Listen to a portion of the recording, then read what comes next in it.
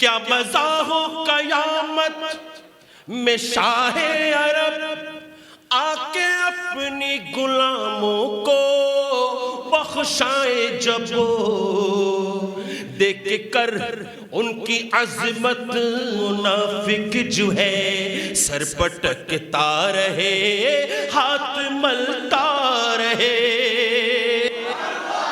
কিয়ামতের দিন, এটা বুখারী শরীফের হাদিস। মানুষ আদম আলাইহিস সালামের কাছে যাবেন, উনি বলেন লাস্তু হুনাকুম, আমি পারবো না, এটা আমার কাজ না, আমি পারবো না। নূহ আলাইহিস সালামের কাছে যাবেন, বলে আমি পারবো না। ইব্রাহিম আলাইহিস সালামের কাছে যাবেন, বলবে আমি পারবো না। ঈসা আলাইহিস সালামের কাছে যাবেন, বলবে আমি পারবো না। মুসা আলাইহিস সালাম বলবে পারবো না। তোমরা এক কাজ করো, সবাই মুহাম্মদুর রাসূলুল্লাহর কাছে যাও। কারণ আল্লাহ তার উম্মতদেরকে maaf করবেন বলে তার সঙ্গে ওয়াদা নিয়েছেন। আল্লাহর কোরআনের মধ্যে ঘোষণা দিচ্ছেন ওয়ালা সাউফা ইউতিকা রাব্বুকা ফাতারদা।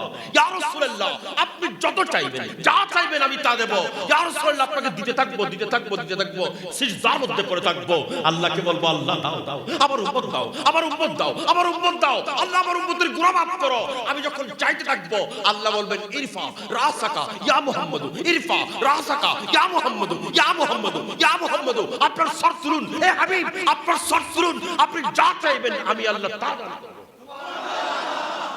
একজন গুনাহগার উম্মত যদি জাহান্নামে থাকে, আমি রাসূল জান্নাতে যাব না। উম্মতি উম্মতি लब पे जारी रहा नाज़े बरदारे उम्मत पैदा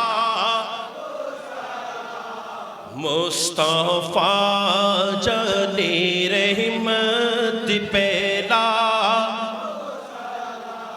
शम्ए बज़ में हिदायत। কি বলছেন শায়ের, क्या मजा हो कयामत में शाह अरब। সেদিন কিয়ামতের ময়দানে ইয়া রাসূলুল্লাহ কত মজা হবে।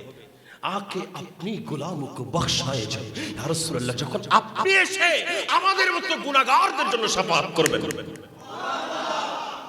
देख कर उनकी अजमत मुनाफिक जो है, যারা আজকে আমার রাসূলকে বড় ভাই বলেন, যারা আজকে আমার রাসূলকে রাখাল বলেন, নাউজুবিল্লাহ বলেন, যারা আমার রাসূলকে তাদের মতো বলেন, বড় ভাই বলেন, আমরা আজকে এখান থেকে ঘোষণা করে যাই আসুক সময়, এই দিন নয়, আরো দিন আছে নিশ্চয়ই কিয়ামতের ময়দানে, যখন তোমরা উঠবা, আমরা উঠবো, তোমরা উঠবা, আমরা উঠবো, আমরা আমার রাসূলের ছায়ার নিচে থাকবো, আর তোমরা তোমাদের মাথা চাপতে থাকবে।